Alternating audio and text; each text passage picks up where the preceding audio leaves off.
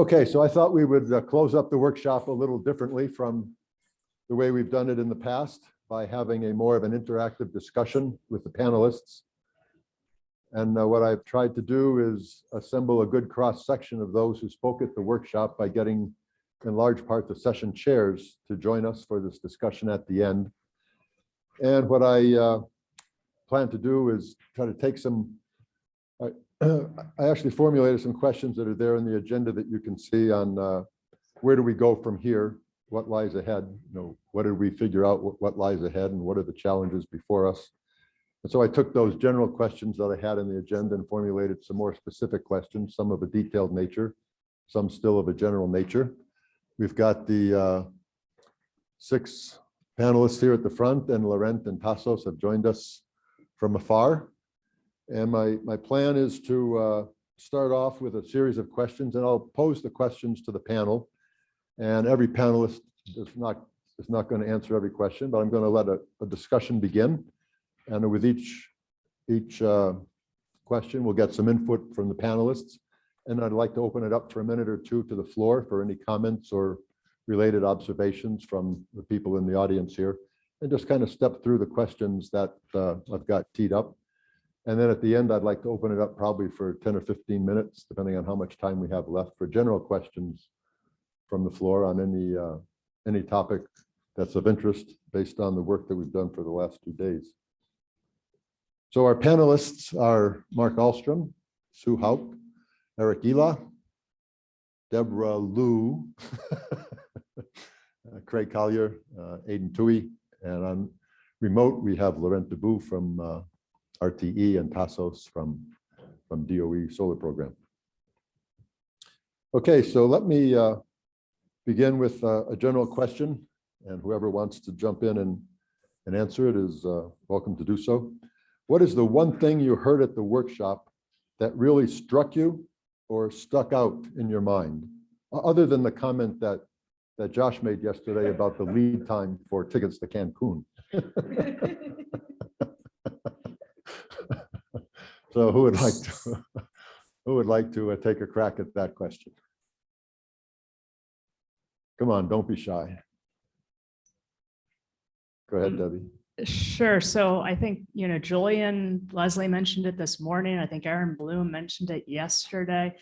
One of the things I'm really concerned about is the need for markets to evolve quickly to adapt for the changing conditions on the system, and whether our processes are fast enough for competitive wholesale markets to make those changes to do this adaptation, whether we're going to be able to do what's necessary in the ISOs. If it takes, years to, I think Julian was saying something like 3 to 5 years to make some kind of a change. If you've got to go through stakeholder processes that are very lengthy, are we going to be able to do this kind of thing? If it takes years to change rates, for example, for retail pricing, are we going to be able to make those changes? Just that all of our processes are not fast enough for the adaptation needed. Yeah, the time constants we deal with certainly are long. I tell people that in this industry, we're not dealing with years, we're dealing with decades. Any other observations or thoughts? What struck you? What stuck in your mind?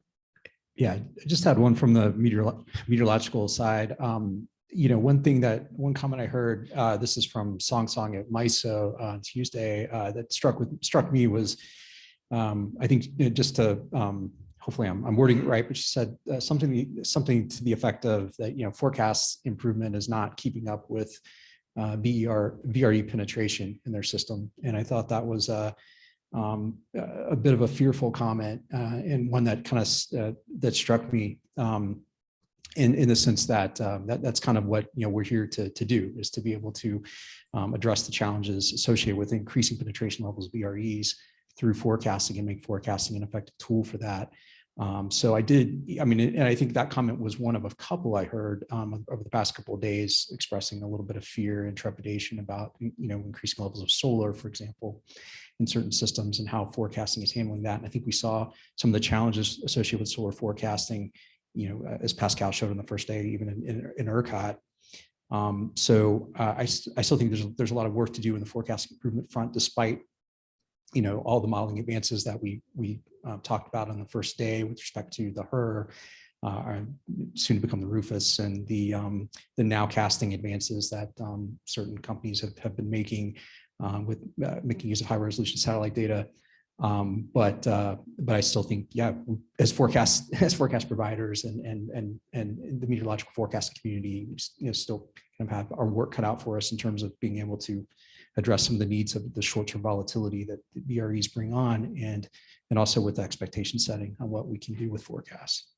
That was a partial answer to a question that is yet to be asked. So thank you. Aidan. One of the panels, I guess, that struck me most was the one that Sue and Sarah and others yesterday on the implications of kind of climate change on wind and renewables.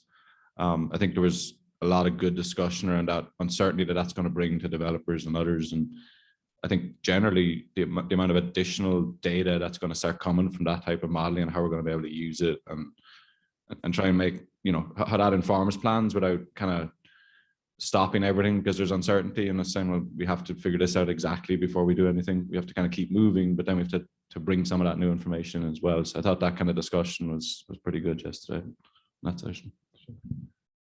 Tassos, Laurent, you want to add anything here?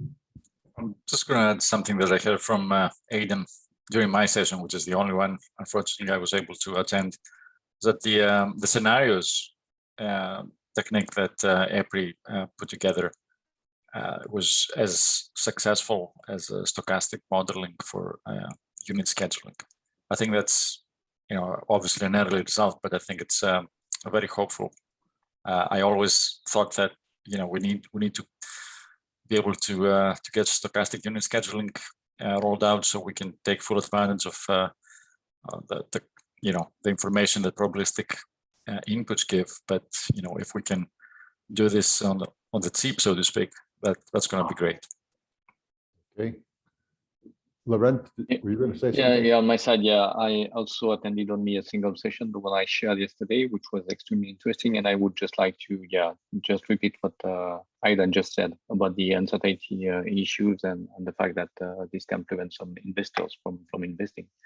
That's a concern. And I think that education, training, communication, proper communication of our results from a scientific point of view are extremely important, and they need to be made with discussion. So, thanks, Laurent. Eric.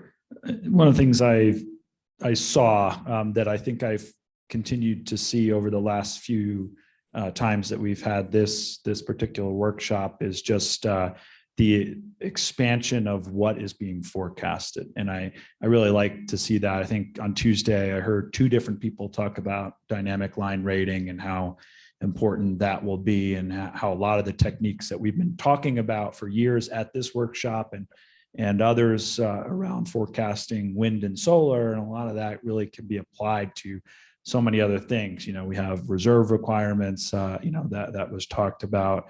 Would love to hear more from some other folks around price forecasting and natural gas forecasting and a lot of other things. So I think it would be great to hear some of these types of, more focused talks maybe in the future around how dynamic line rating and other aspects can be forecasted and how similar they are to some of the things that we, hear about all the time around wind, solar, load forecasting. So I'd like to see that expansion. Of course, at the same time, what Craig said, that there's also like we're expanding to make sure we're forecasting all these other things, but let's also continue to focus on making some of those improvements, and you're not just saying, okay, we're done.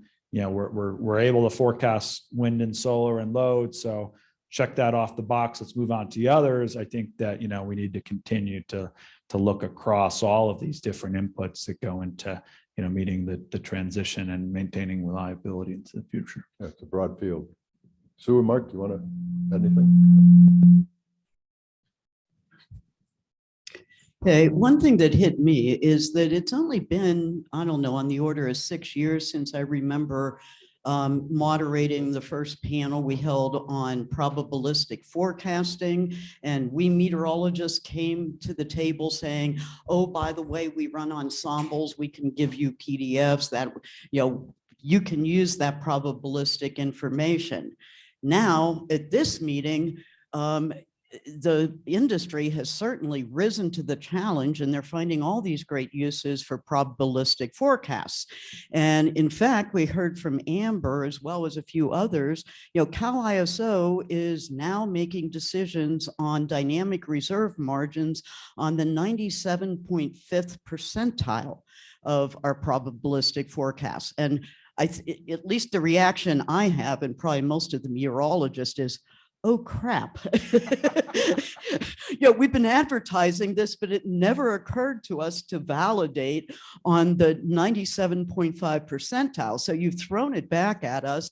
And now we realize we've got to get that accurate. We have to be able to provide scenarios at that where we're consistent on wind, solar, and demand variables for scenarios at the 97.5 percentile. Never thought anybody was going to use it.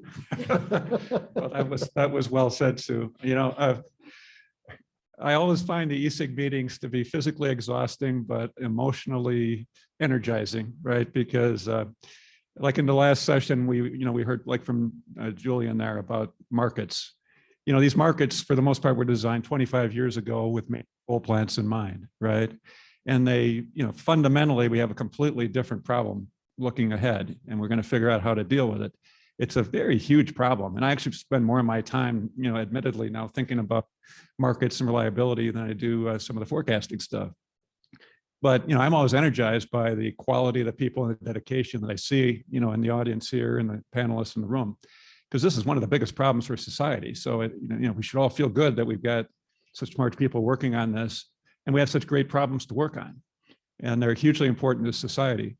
As I pointed out in my last question on the last panel, I get more concerned about we explain this to the politicians and avoid political backlash from some of the mistakes we're going to make along the way.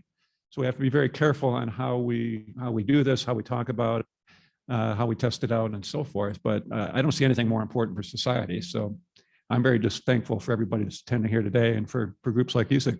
So thanks.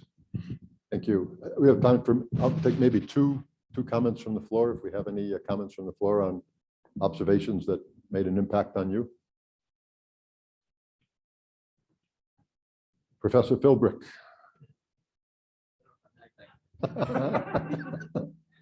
Russ Philbrick, Polaris.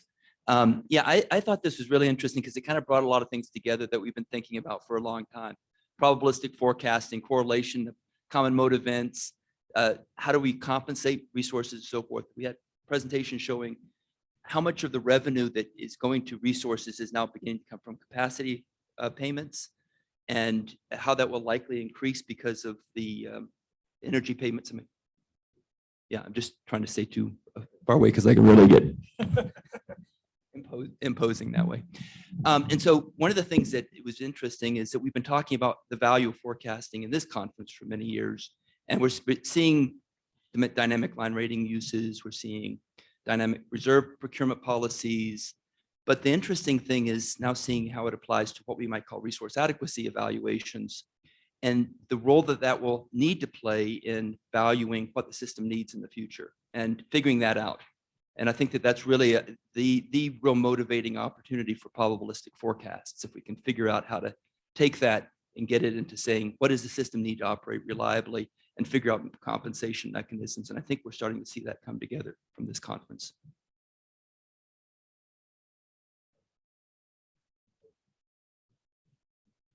Yeah, I certainly agree. I think this rethinking resource adequacy is one of the biggest problems, and certainly a great focus under Aaron Bloom's resource planning working group and the work we've done with task forces there. And I want to see that continuing and continue the discussions around this, because I think the whole concept of what reliability means, what sufficiency, what resource adequacy means has to change quite dramatically, given where we're going with this, with the type of resources we talked about, and getting the distributed side involved as well. Okay. I'm going to move on to the next question. And actually, I'm going to combine the next two questions that I have because thinking about them, I think they're pretty related. And once we get into one, we're probably going to get into the other as well. So the two questions were, we covered forecasting progress in a lot of areas, wind and solar plants, hybrids and VPPs, and we covered a bit of market evolution. Where do you still see room for significant progress? And then related to that, when you look at the linkages between forecasts and market performance, what forecasting advances do you think will be most helpful for improved market behavior? So they're pretty related questions, and who would like to begin with their observations? Eric. Well, I think I'll carry on with my last comment in a way, in that I think understanding, in both the development of forecasts and the application of forecasts of some of these things that haven't necessarily been forecasted before, I think is certainly an area that's ripe for these types of discussions. And I think, as you said, how can forecasts be used by emerging technologies? I think that's something that's just really scratching the surface. I mentioned line ratings. I think extreme events is another one that I think that could be more of a long-term aspect, but getting that right and knowing what to do if you have whatever the 97th percentile of these types of events that will really impact the power system. How do we use them? Where do we plug? Do we plug them into our software? Do we just splash them on a screen in a I don't even know a day ahead planner, a week ahead planner's display? Or is it really just there?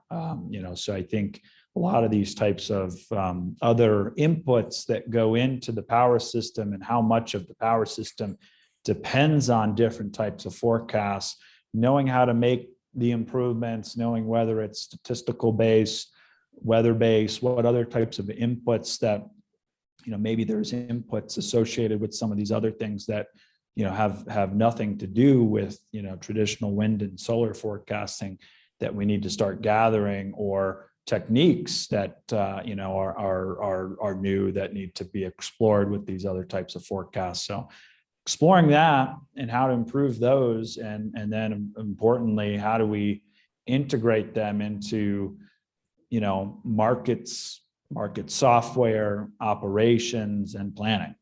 And I think those are two things as you start to look at all of these other types of inputs that haven't really been touched yet, and I think something we'll see a lot in the future.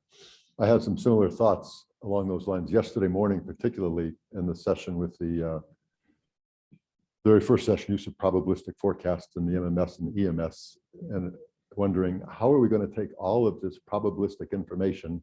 And I was really wondering about it when Amber was talking, because I talked to Amber a little bit afterwards. It's not clear how much of that information gets passed directly from the forecasting desk to the operators, and how much gets passed to the EMS and the MMS and gets incorporated into their software and the solutions that they spit out for their algorithms, which I think at the end of the day need kind of deterministic information, not probabilistic information. So how do you really use that effectively in the solution engines? I think that's a really good area. Debbie. I just wanted to follow up on the extreme events, since I'm talking to a whole bunch of meteorologists. I want to make a pitch from the planning side of things, and some of the things we're trying to do, say, with respect to looking at how transmission might be able to help with resilience for events like Winter Storm Uri. It would be really useful for us to better understand not just what the extreme events look like, but the probability of these events happening. And I know that's probably too much to ask, but Justin's got a new task force that you've heard about that's trying to look at these kinds of things. But it would be awesome if we could have a better understanding of the probability of different types of extreme events happening, so that we could place values on infrastructure that's going to be used to mitigate that so that we can make a case for making that happen.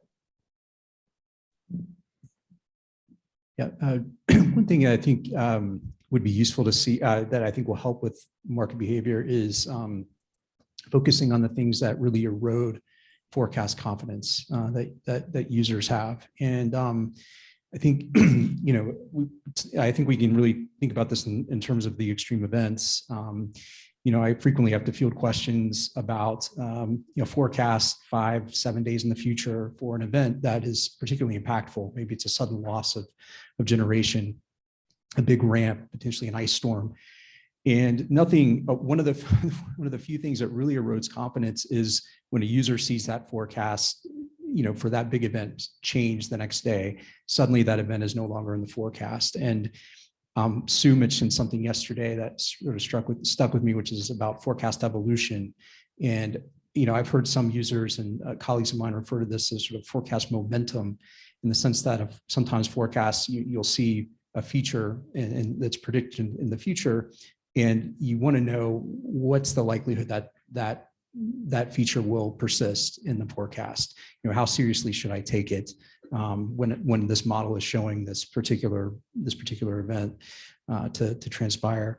So I think that it would be kind of useful to think about, we're good at estimating how well we forecast a continuous product, but how well do we forecast discrete events? And if we could tabulate the top 6 that are especially impactful, could we somehow characterize, how well those are forecasted 14 days ahead, 7 days ahead, 5 days ahead, and so on, to give users a little bit more confidence in what they see, and to understand that, forecasts do evolve, it's natural, and there's nothing wrong with the models when they do that. So I think Aidan there. Then I see that Laurent and Tassos are thinking very heavily over there on the side. So we'll get to you in just a moment. Yes, so one of the things I think, over the years, we've always talked about what are the time frames of most interest, and people say, well, it's day ahead, or it's an hour ahead type forecast, and it tends to almost be a kind of a whack-a-mole game of whack-a-mole there. You get better in one area, but then you realize you need a better forecast for a week ahead, or for closer to real time, or more locational because it's distributed resources. So I think one of the key things we need to be doing is trying to understand how those errors play out. If it's an extreme event and we've missed it, what does that mean versus missing a wind ramp during a kind of a normal operation? So a big piece of that, I think, is getting a better sense of what the models can do to tell us around what is the kind of things we're really worried about. So being able to model those, people like I think Richard showed yesterday some of the work they're doing, being able to kind of really understand what does a forecast error actually imply, and then what can we do to address that. So having that better understanding, so then we can kind of focus and say, well, this is the areas that do need research. We need to do a better job of identifying the 6 largest events or whatever it is. So using the models and the tools we have in a sophisticated way to kind of inform some of that. Thanks, Aidan. Let me go down the line to see if Laurent and Tassos want to add anything. Laurent? Yeah, Tassos has raised his hand since a moment, so please go ahead. Oh, Sure. Thanks. I was just going to echo the last 2 comments, in a sense that I believe in a world where energy storage is very important, and energy storage is not yet free or close to free. Long-term forecasting will become more and more significant. And I don't know how the models that we have now, be they machine learned or physics based, they can beat climatology. So that's, I think, a very interesting bet going into the future. Yeah, I agree with everything that has been said so far. And an additional issue I would like to raise is that energy systems are getting more and more complex. We need to take more and more data into account, more and more processes, including margin storage and so on. But we need not to forget that we have models, we have tools, we have computers and so on. But at the end, the decisions have to be validated and made by humans. And we need to also consider that those humans are not computers, so we can't change their chip. And we need to take into account that they need to process more complex data in less time, and that's a challenge for the operation of the system as well. So I think, yeah, automatic systems and AI can help in this way, but we need to consider the human component in that process. Thank you, Laurent. I think we're back down at this end of the table with Sue. Mark. Okay, I'm glad Laurent brought up the data issue because, as we're moving to having more importance on machine learning aspects of the forecasting, data is critical. Lots of data. And, perhaps when you're working with a certain group, a certain industry, then maybe you have an NDA and get some data, but then when that project's over, it goes away. But our machine learning methods improve with more data. And if we had more open, accessible data, especially from details of generation, then we would be able to provide better machine learning aspects of all these forecasts. As we're hearing, it's going well beyond just GHI and wind speed into things that really determine the operation of the system. So the more data we have, the more we can do with it.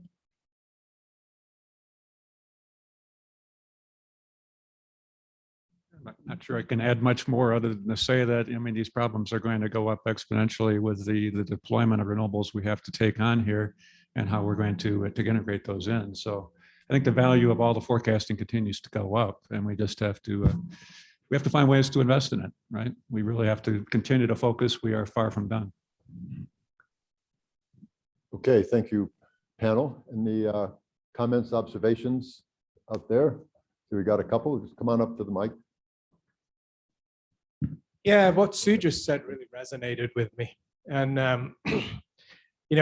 when I was working at Iberdrola, one of the things that I really was trying to do, and Mark was involved too, with NextEra, was getting operators to actually provide some data once it got to the point where it wasn't commercially sensitive anymore.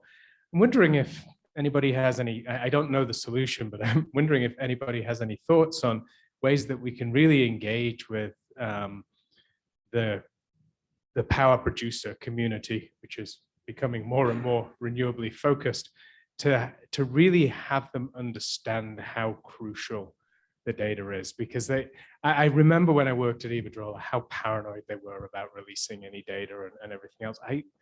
Other than the threat of the data becoming public and then being able to be used in lawsuits for that seems to be the primary concern. I don't see what the commercial value of keeping it proprietary is at this point. We all know where the wind is, so and where the sun shines. So if we could get that data to people to be able to improve these methods, is that something that ESIG could get involved in, Charlie, to educate people at senior levels that are making these decisions around keeping data proprietary? Mark can probably give a better answer to that coming from the development community. Yeah, actually, Mark probably can. I'm absolutely sympathetic to what you're saying, and we've gone through a lot of hoops back in the wind forecast improvement project days to make data from wind plants available to the assimilation sets into the HER model and so forth, and it was time well spent. But you also know how competitive an industry it is. In the renewable space, NextEra is probably the biggest, but at best we're maybe a 20% market share. So you're dealing with hundreds of other development companies, all of which are under financial pressure to compete and come out with the lowest cost of energy under contracts and to then operate those plants. And the challenge we're having, to be honest, is that, every year we're expected to try to double what we did the year before. And we need to keep up with society and what we need to do to get clean electrons to deal with decarbonization. So nothing is more important. But you cannot underestimate the stress that the groups in the development companies are under right now, particularly those that are in the process of building and operating the plants. So it really becomes a question of time, and even less than money. It's just time. The people just aren't really there to deal with anything other than the latest critical path on getting the project commissioned, as you know from your days in the business there as well. So I don't think it's at all for lack of goodwill or wanting to do this. It's just a question of priorities and resources. And I think we can find ways. I think we really have to find ways to make it as simple as possible.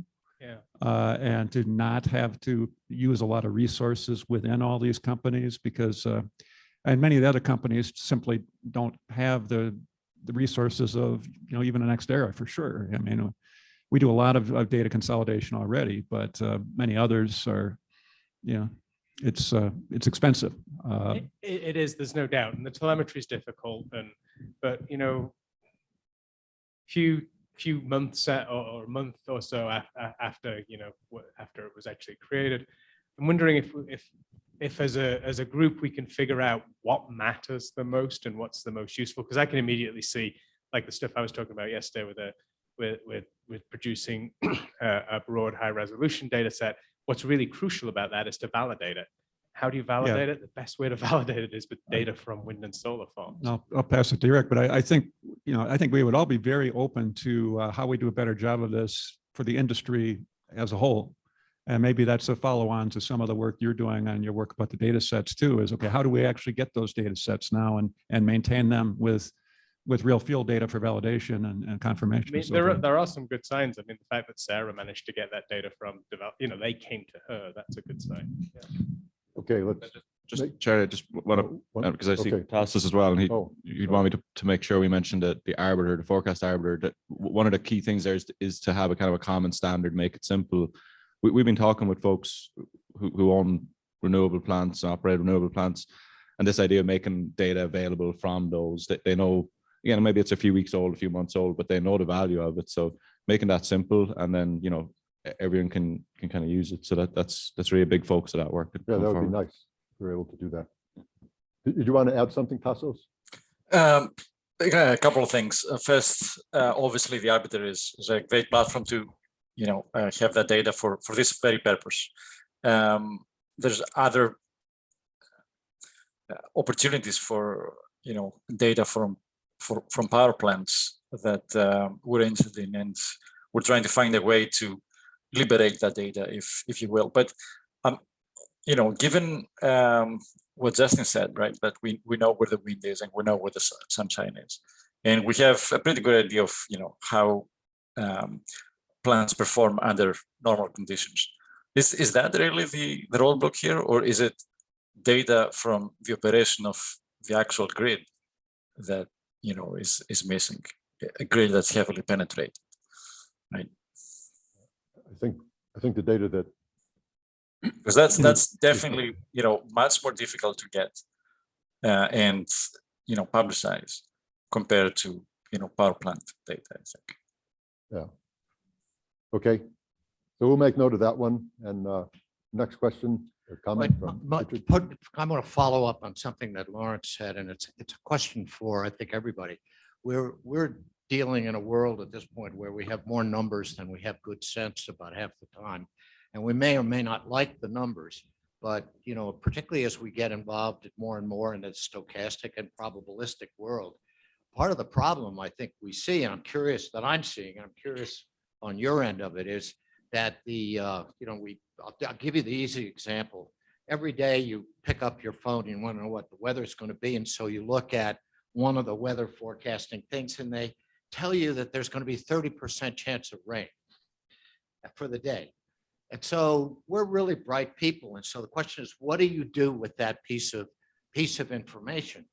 And the answer is, in part, well, the weather forecasting people will tell you, which you should recognize, as a 70% chance there won't be any rain tomorrow, and go with that. But in fact, we all click on the 30% chance that there will be rain. When in the power business now, as we're going at it, it seems to me, and I'm really curious whether I'm alone on this one, we have an industry that is highly deterministic. We've created it that way.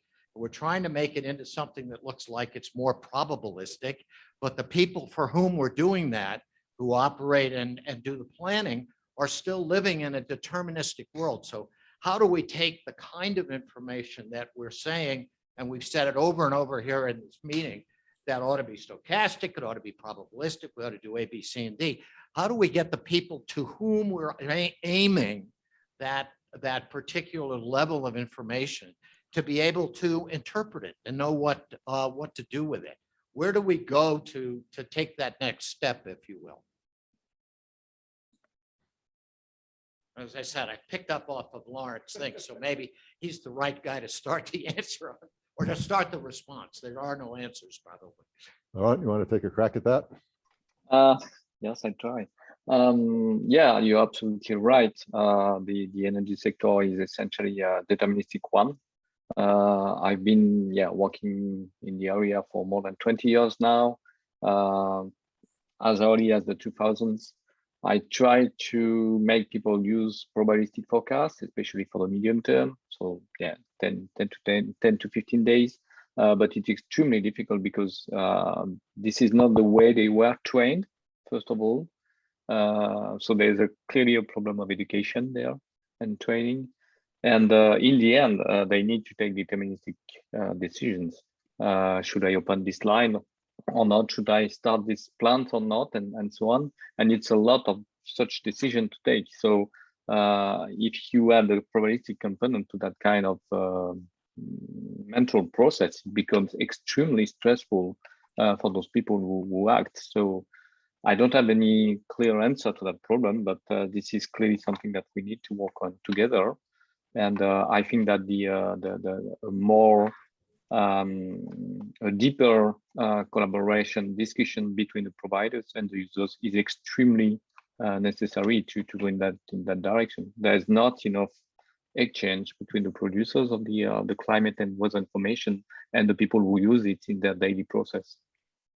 If I may add something here, we were at CETA, we're always dumbfounded by this very question, right? I mean, how do we get the system operators to take the next step in using probabilistic forecasts? And I think ERCOT definitely seems on the bandwagon, and Collier as well.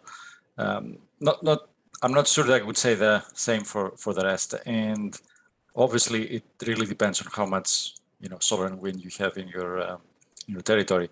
But in a session that we had with reviewers from this particular sector of the industry, one thing came back again and again, right? I mean, it's essentially, these guys are from Missouri, right? I mean, it's show us where the value is, right, from this additional information and how it can be used.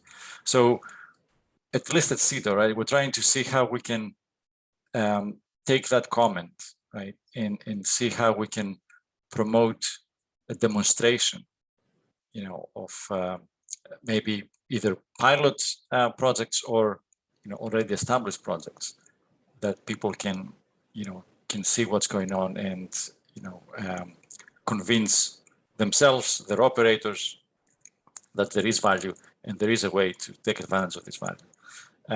I think Brian mentioned some of the challenges to do these things, given the restrictions of entering operations rooms and all that, control rooms. So again, a problem to be solved, but at least, from where I'm coming from, we're painfully aware of that. Thank you, Tassos. Debbie, you have something more? Yeah, I just wanted to say, I think the problem is that there's an asymmetric risk. I think the issue is that if there's a 30% chance of rain tomorrow, then if I bring a raincoat, there's really not a whole lot of downside except that I brought a raincoat, but the downside of getting wet is a big downside. So I think it's the same thing in the power sector. The downside of having a reliability problem is huge, whereas the upside of saving a little bit of money is you save a little bit of money. So that risk is, I think, a big piece of the problem, and it's being able to build the operator confidence and the trust of what they can depend on. And I think what? Yeah. Okay, oh, sorry. I just think, it's just a huge amount of having that trust and confidence and experience. Yeah, and I think I agree with you that there's an education requirement, but there's also a trust that says if it's 2%, it really is 2%, not 5, not 10, and not a half of 1. And so, what does that mean, and how should I respond to that in terms of what units I bring on, what I have stacked up, and so on. So I'm on the same page. And I think, Richard, I'm just thinking back to yesterday morning session again, the things we heard from Natika at ERCOT, things we heard from Amber, even some of what we heard from Toulouse and from the guy in your session from New York. Oh, Rana Mukherjee. That there are, there's at least 3 ISOs that are using probabilistic information in more or less degree. And I think that, as Tassos said, if we can get that information socialized among the other system operators, maybe it's through an ESIG working group, maybe it's through a demonstration project. There's a lot to be said for peer pressure, for learning from peers. And when you see your peers doing it and working successfully, that's a big confidence builder for taking it home and doing it yourself. So I think we have some work to do in that area, but maybe some idea of how to approach it. Yeah, I think that's right. I think we're working with MISO and trying to get anything in MISO at this point that would provide more information. Everybody says, God, that's great. But if it requires implementation in the control room, that's a 10-year wait. That's a direct quote out of MISO. So we do have multiple problems here to get things in, not only understanding it, but also actually having the ability of the operators to absorb the technology, the manpower, whatever it takes And maybe to do something. there's a place for a little more rapid development of some of the developments in the control system software itself, some of the ABB, Hitachi, the Siemens, GE software. Maybe there's a role that they could play to help accelerate, Well, I be a think little it's just- more. You got to react. keep the industry moving when it would prefer not to. Yeah. Okay. All right. Good discussion on those questions. Okay, quick. Professor Philbrick. I worry a little bit about the discussion about how we get probabilistic information in every place, because there's a good reason for not doing that. We got to keep the systems as simple as we can and get the job done. And there's engineering choices here. And one of the examples of that is the use of ancillary service policies. We have those because they provide a good way of representing the impacts of probabilistic inputs to the system in a way that is transparent and easy for the operators to deal with, because they have a lot of other things to deal with at the same time. And so assuming that we should put that probabilistic information into the control room, into the EMS systems and so forth, may not necessarily be the right answer. We just have to think about the right engineering approaches and recognize that there are trade-offs. Well said. Okay, my fourth question is related to what we've just been talking about. Do you see any problematic impediments out there that are really a concern for the future? We talked a lot about what needed to be done. Do you see any really big impediments? What needs to be done? What needs to be overcome to get some of these good things done? We have the great resignation happening, right? So. You want me to retire? And, I think that in some ways, there's obviously lots of movement and good people are going in different places and most of the time sticking around in the industry. But I think also you can see a lot of folks doing the key work that just need more help. And, I see a lot of folks here at these conferences, going to their phone calls and having separate meetings and things like that. Folks are just really busy and we just need more and more help. So kind of a separate thing than what we typically talk about, but certainly a challenge. Yeah, focus and time. Actually, that's interesting. You brought that up. My first thought to Charlie's question, the impediment is inertia. Could some of this change that's happening with people help overcome some inertia as you get some new blood in? Is there a silver lining? I think maybe there's a silver lining with the advent of the IBRs, because we're going to lose a lot of inertia in the system when we. Different inertia.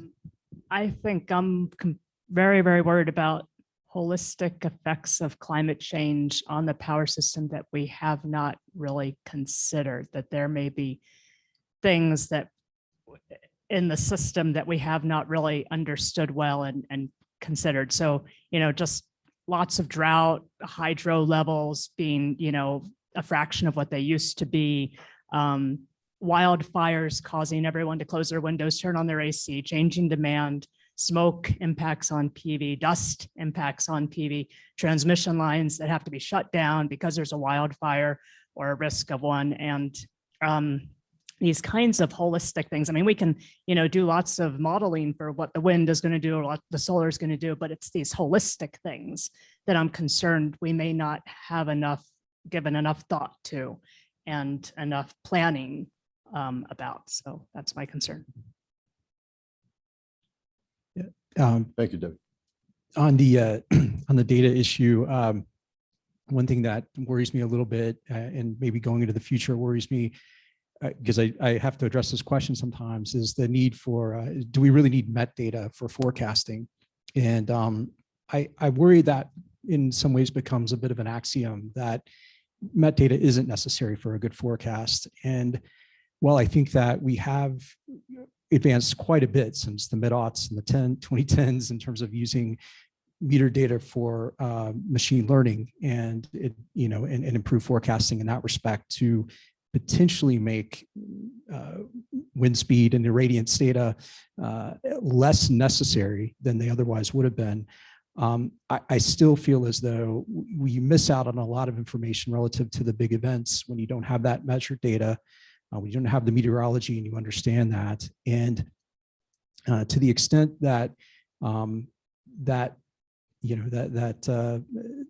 that proposal of not needing met data for forecasting influences interconnection agreements and the requirements from operators, I think we just need to be very careful with I would say propagating that view, because I do feel like even if we can get by with just meter data for good forecasts, many studies have shown that multiple methods for forecasting result in a better forecast product, and so some of those do rely on the met data itself. Good comment. And it really does bring back Pascal's comment on the first day when he showed the hydrological forecasting. Yeah, I was struck with what Pascal said, but my interpretation of that was actually that this was a complement to the increased quality of the data assimilation and modeling done by groups like NOAA and other forecasting and assimilation data sets. I think he was saying that with appropriate AI, sometimes that's sufficient to get really good quality answers for some problems. But you still need the data to go into the assimilation data sets in the first place, right? Otherwise, the modeling won't work. So it was kind of a different way of saying it, but I thought he was actually in some sense paying a compliment to the progress we've seen. The other point when it comes to these extreme events, and I guess maybe Justin, this is the question you just threw at me as we were walking in, is I absolutely believe we need higher quality data sets and better forecasts and better understanding of these tail events. But I also realize that we're always going to be surprised. There's going to be black swans out there that we can never anticipate. And I'm continually amazed that we aren't investing more in robust systems that can deal with the unexpected as the cheapest form of insurance that we could buy. We're willing to spend billions and billions of dollars for mitigation after something happens or to save a city once it's underwater, but we're not actually willing to invest in the infrastructure in advance that would have reduced that cost to 5% of what we're going to spend in the end, right? And that's another, if you pointed out, this risk, people don't know how to understand the risk benefit of this stuff. So I would rather be over-engineering the power grid, the transmission system. Let's spend more than we, quote, have to on the grid so that we can handle some of these unexpected events and we don't get blamed because, oh, the forecast was expected to forecast something that it's never seen before and had no way of predicting, right? Okay, I think Aidan wants to say something or someplace along the line, and then Laurent and Tassos, we can. Just picking up on Mark said and what Debbie said, yeah, I mean, one that Daniel Brooks, who's been very involved here, has been saying a lot recently that resiliency and reliability shouldn't be a barrier to decarbonization. They need to be a prerequisite. We need to be making sure we've got that robust system. And what, you know, there isn't going to be nothing that'll slow down decarbonization faster than problems with the electricity system. That's going to slow it down more than anything. So we need to get ahead of that. We need to be thinking about it, but we can't predict everything that's going to happen. So we just have to make a more robust system, willing to invest in that. And, you know, IIJ and other things, they're going in that right direction. So that there are some things there. But we need to be able to inform what's happening there. So we do need to have some understanding of climate events and what that's going to look like, and then kind of use that to say, well, let's invest in that way. So I think that's a big piece. The other piece is electrification. Part of the reason that reliability and resilience is going to become more important is as we're electrifying more, then we might not even need have to maintain reliability. We might actually have to improve it. If it goes from just your air conditioning to your air conditioning, your heat, and your transport all being on the electric system, you know, is 1 day in 10 LOLE the right number anymore? It might even, you know, we could talk about the metrics for a long time, but the value itself might need to improve. And so being able to think through, you know, what are the ways we can actually use some of these newly electrified resources to support some of that robustness. As we're doing that, if you can invest a little bit more in electrifying a school transport, you know, school bus fleet, and have that as a resilience resource as well, then it kind of helps in all of these things. So they're to kind of look at this in a more holistic way and think about it in that way. Tassos, do I see? Well, I shouldn't necessarily say that, you know, it shouldn't come from me, but you know, that the business of doing something on the infrastructure side in a robust manner, in a reliable manner against the future impact is just politically challenging, right? Because there's a lot of money involved and the need is not apparent to, you know, the voters, the ratepayers in the end. However, I think resilience might be a middle ground there, right? I mean, between doing nothing and doing something that can help us during those events that will undoubtedly come. And, you know, we just can't get the political capital to expend the monetary capital to guard against, right? Good point. Laurent, did you want to say something?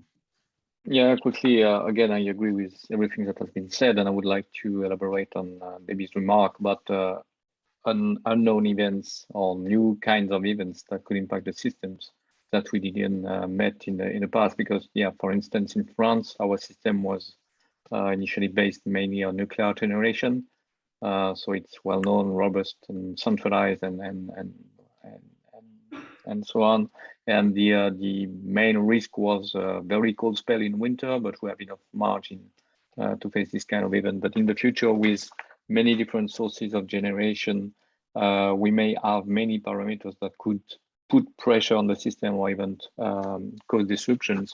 And especially compound events like if you have a wildfire during a drought period in summer, coupled with the heat waves and no wind, then you will have very, very big problems that have never been seen in the past. And the risks are becoming more complex to study, more complex to deal with. And yeah, I think there's still a lot to do to progress in the way to increase the knowledge about that. And especially, I would again emphasize that it's extremely important to consider the human aspect of that and the relationships between the different actors, not only of the power systems, but also of all the cascading systems which are in relationship with each other. For instance, the transmission network with the distribution network, with the railway network, and so on and so forth. And we need to consider all those aspects in any risk studies that we do, especially when it is about resilience, adaptation and mitigation and so on. Yeah, I think a common theme in what we heard is how do we deal with very low probability, high impact events? Yeah. Yeah. Any other thoughts before we open it up? Sue? Yeah, the fact that those low probability events have the highest value is really concerning. And the fact that we've always approached these things using a frequentist approach where we build some PDF and we're trying to get that tail right, which is the hardest part of it. It hits me that maybe we're looking at the problem wrong. And at the same time, it's in non-stationary distribution because we are aware we're in a changing climate.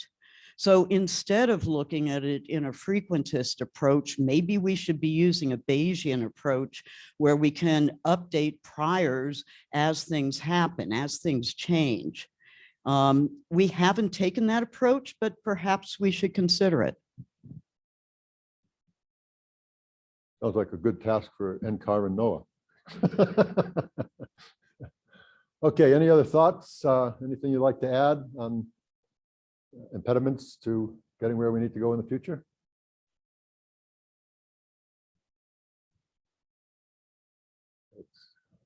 Stan.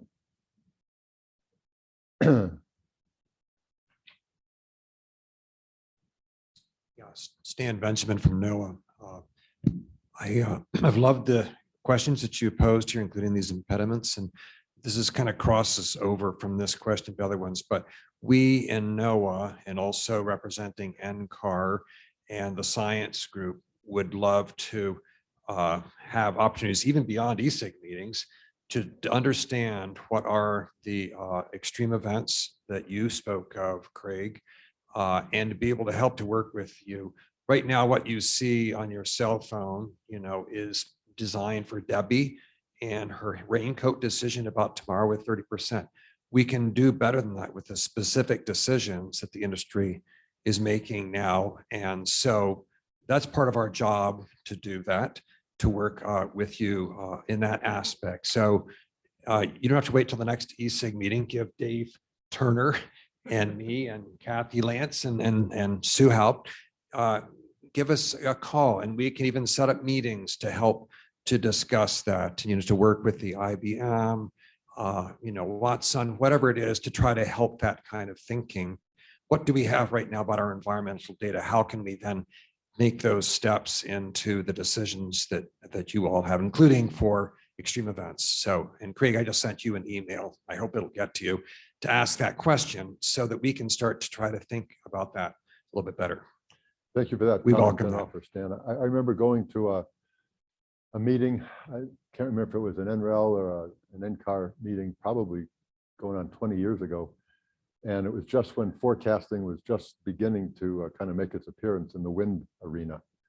And at that stage, people were talking about how, well, the forecast was really tuned to tell us whether or not we need the raincoat tomorrow or whether or not we need a sweater tomorrow. It's going to rain or be sunny or hot or cold. And they had just begun to think about, well, how can we take the tools and the methods and start providing wind forecasts that'll be useful for predicting the output of a wind power plant. And so we've gone a long way. Once you identify the problem and yeah, that's really helpful. And that's the way it is for us working, Sue and also aviation, transportation issues. What are the decisions that they have to make with hydrology people, severe weather? And so there are specific decisions, and it's not just a matter of throwing data over the fence and hope that the right thing happens. It's been helpful for us on our science side. We get to work with these important applications, and there's nothing more important, Mark, as you said, than what is being discussed in this room. So we want to help yet more. Thank you. Okay. Any other thoughts before we move on to the next question? Okay, so I'm going to skip the question about your favorite session. I'm going to go for the king or queen for a day. If you were king or queen for a day, what action would you take to improve system behavior? And it could be on the market side or it could be on the forecasting side. So I don't have my king or queen hat to put on your head while you're answering the question, but Go ahead and tell us what you think would be effective. Who wants to be first? Well, I'll be brave enough.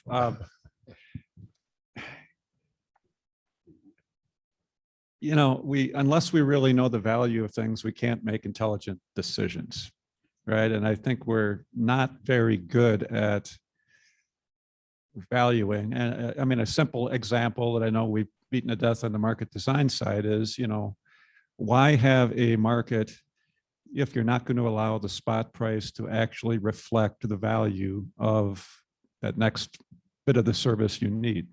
I mean, we create markets, but then politically we put price caps on them, so they really don't work like true commodity markets, right?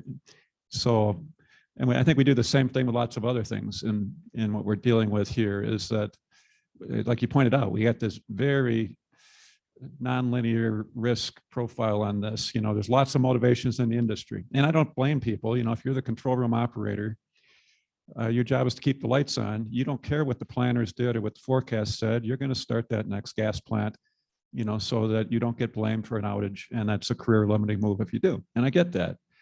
But, you know, we have to realize we're dealing in a very complicated space. And unless we actually have full valuing of what's going on, it's really hard to get all these tools to work together and to do intelligent things. So politically, we got a real problem here because people don't understand how this stuff works. They don't understand the forecast. They don't understand how the markets are doing pricing. They don't understand that having the price, you know, bump up for 5 minutes at $20,000 is a good thing, or having it go down to a negative $20,000 is a good thing, right? It's viewed as a flaw of the design when it does what an intelligent, you know, forecast or market should actually do. You know, so I don't know how we get around that. It's an education process, it's a political process, but I think we at least have to figure out how we get those values into our equations about how we make these decisions, if not into the actual, you know, publicly facing products themselves in some way. So King Ahlstrom, what would you do? Fix pricing. Pricing of everything should reflect the true value to society. Okay. Okay. Queen Sue, how about you? Add carbon pricing to that as well. And I'm kind of going where I may not have expertise, but stochastic unit optimization, I've talked to researchers who talk about that, and I'm sure many of you can talk about the problems with that and the constraints and why we aren't doing that. But when we get to the place where we are doing a probabilistic stochastic unit optimization combined with a probabilistic forecast of wind, solar, load, whatever else you need to make that happen, and you have these complicated functions where they intersect, I think when we get there, then the rest of this will all flow. You know, if you write the right the right cost functions that Mark just talked about. Make better use of the probabilistic information and methods. Okay, all right.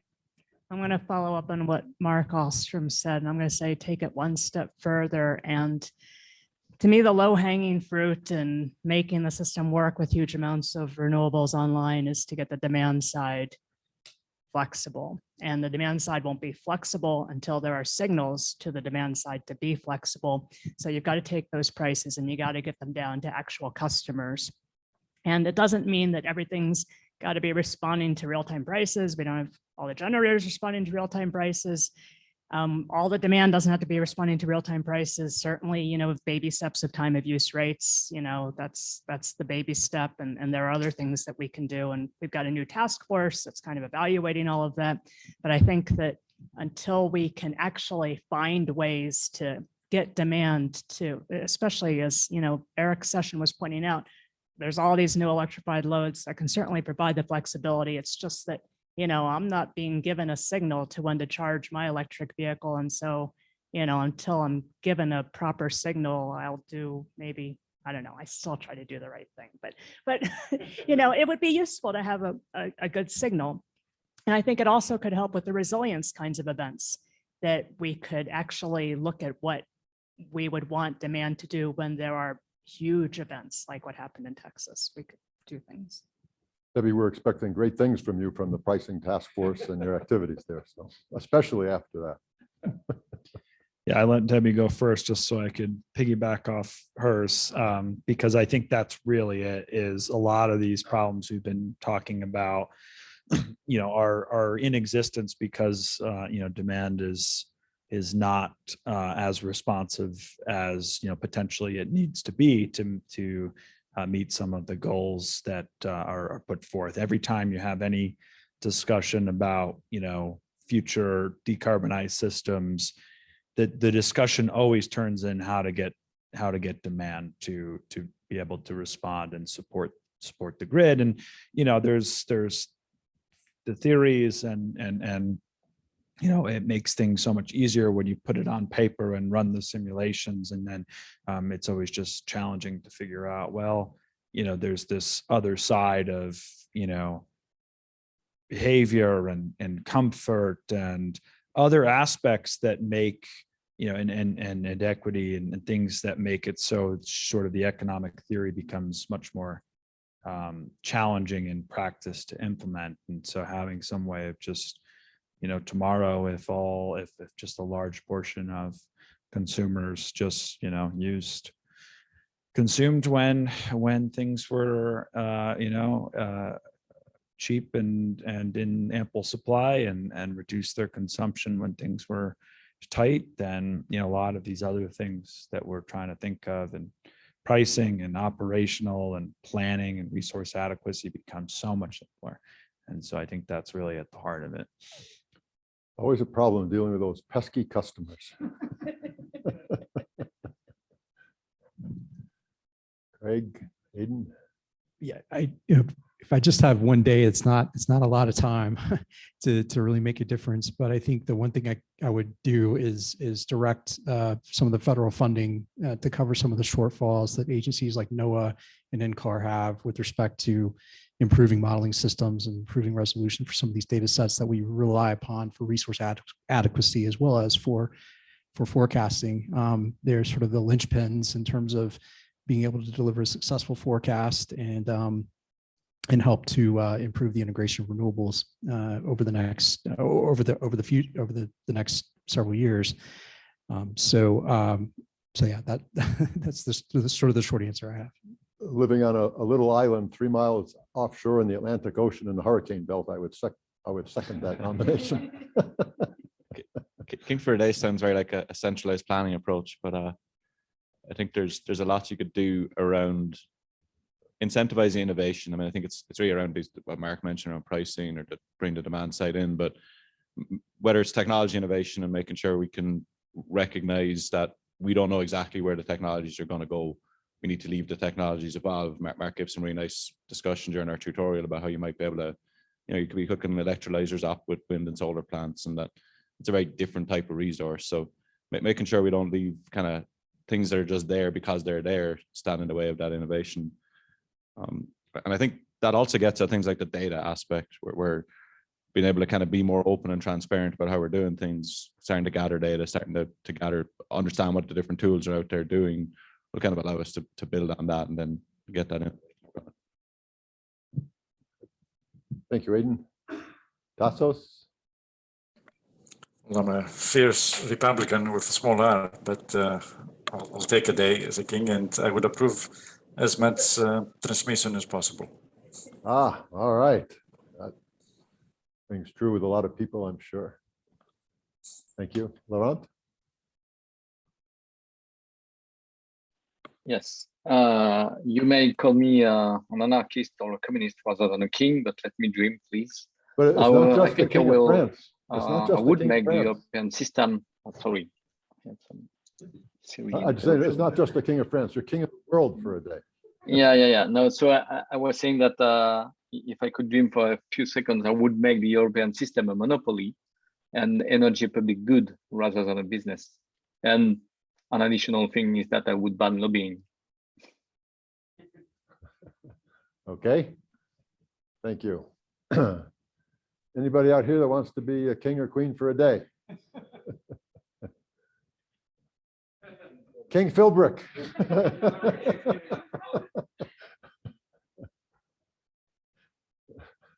Actually, I was just seeing a unifying theme in many of the comments, which I would describe as, I feel like oftentimes we're in the position of trying to push a string in our efforts.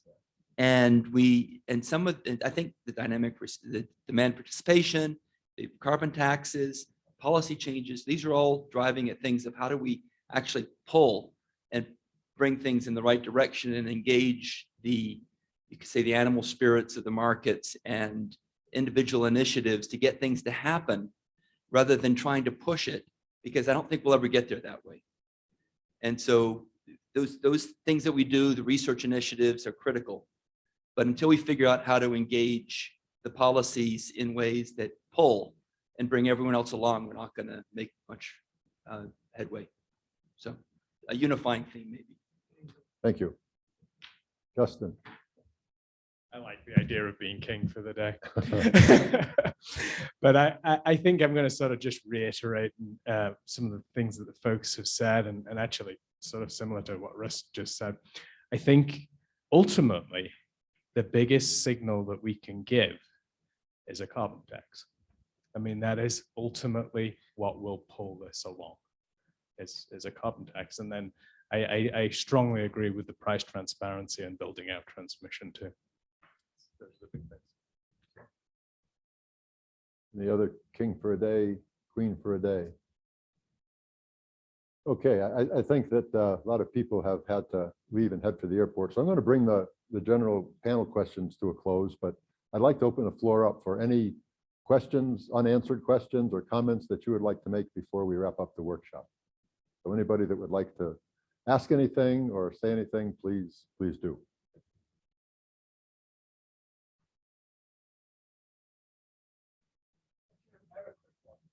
Such a question to the panel.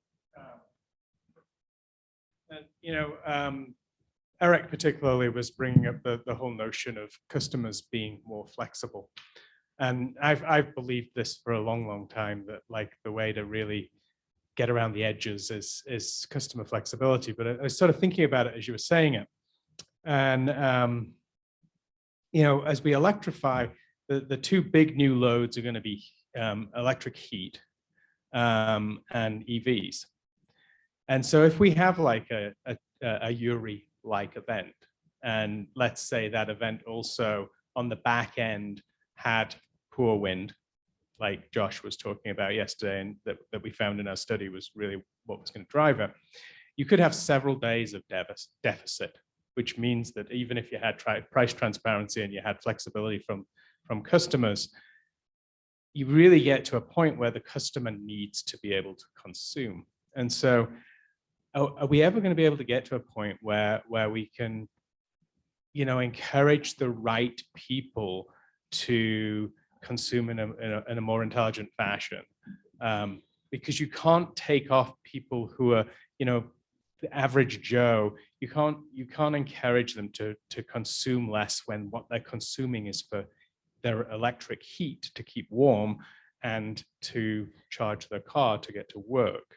So how can you differentiate so that the guy who has the McMansion is charged extra for electricity that he doesn't need to be using, and then the general public, I say general public, but the rest of us, the 1%, the 99% rather than the 1%, actually are still able to afford electricity. Probably bring another Cancun comment up here as well, but I think Mark said, about investing in resilience, and that means everything from customer resilience. Energy efficiency is huge in this, and we don't really talk about it here a huge amount, but it's going to be a big piece of this. Doing that in an equitable way, so we're not leaving customers behind, is going to be important. But bringing some of those resilience aspects, and that can be storage, it can be transmission, it could be local kind of customer resilience, but making sure we have that investment as well, so that when we do have those events, we're going to be able to get through them. Bring some of that smart stuff in though, so you're not just running air conditioners in the guy's house who happens to be in Cancun, or heaters or whatever it is. So, you know, bringing all those kind of smarts in and enabling that. But I think there's a huge investment needed still to bring that resilience to the system.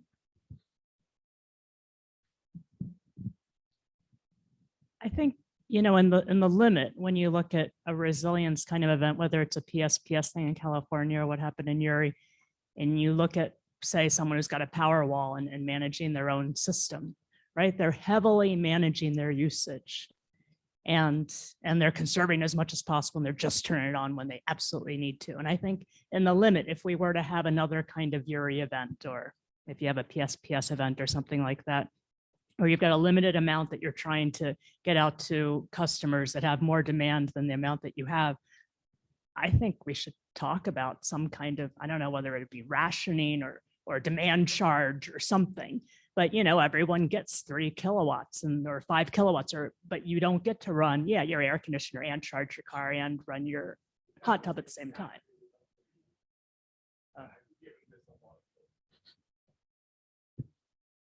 Yeah, and this is a big thing. I think that'll be part of this alignment of, you know, retail and grid needs task force. But I think what it also shows is that, you know, even though that was my king for the day, you know, having large amounts of responsive demand, you know, may not solve all issues. You know, there's things that, you know, are needed on top of that: transmission, you know, weatherization of, you know, facilities, good market design, et cetera. So a lot of these things, you know, you can't just forget about all these other things. You know, I said it might be easier, you know, for all these other things, but you can't forget about them because they're all working together. I think responsive demand, you know, works pretty well, I think, in, you know, summertime peaks and things like that, but maybe there's other conditions that are harder. And I think that's where these other things have to come in. But I think, you know, looking at practices and how, you know, different load shedding practices can come about, and automation can help with certain things to make sure that the critical loads are kept, while the non-critical loads, you know, can be more responsive, I think are all part of those solutions too. So hopefully we'll have some good work in the next, you know, few years looking at that. And Justin, you pose a really interesting question, and one obvious way to shed load is just close down all the commercial buildings. We've all found that we can work at home. We learned how to do that over the last couple of years. Our kids can learn at home. You know, we wouldn't have to run those electrified school buses or vehicles to get where we need to go. And, you know, if we prioritized the homes and just turned off commercial buildings when we forecast those things a few days in advance. Yeah, we already move people out of the way of hurricanes. This would just be sheltering at home for extreme events. Tassos, Laurent, anything to add? Okay. No, just I fully agree with what Sue just said. Okay. Makes sense. All right, any other questions, comments? Yes, sir. Hi, everyone. My name is Kerry Wong. I'm a bit of an outsider in this group. I really enjoyed this conference in the last few days. My background's actually... You feel like an insider now. Yes. My background's in, my technical background is in computational material science for developing, you know, photovoltaics and other useful semiconductor materials. And I'm trying to move into this energy system space. But in the last 1.5 years, I've been kind of taken a detour off the technical track and been teaching a renewable energy experience for young people, for minority young people. And so from an outsider perspective, I just want to make a comment and kind of explicitly recognize something that feels like it underpins a lot of the discussions we had today. A lot of us here are obviously technical experts in our fields, and I have deeply enjoyed all the discussion that we've had.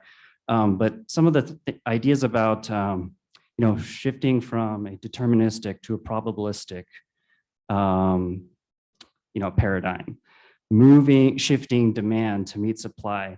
I wanted to just explicitly recognize that all of this underpinning this is going to be a big cultural paradigm change, right?